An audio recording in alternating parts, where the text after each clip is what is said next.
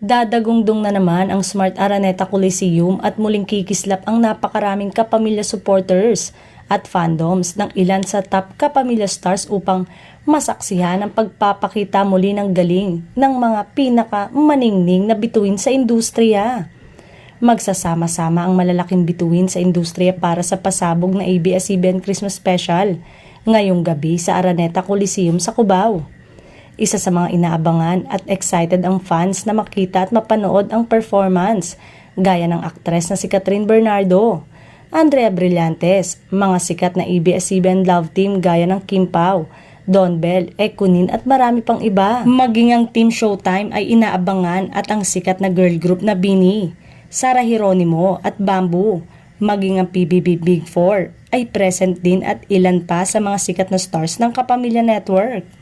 Nauna nang ibinahagi rin ng Star Magic sa kanilang Instagram post ang mga larawan na nasa Araneta Coliseum para sa rehearsals.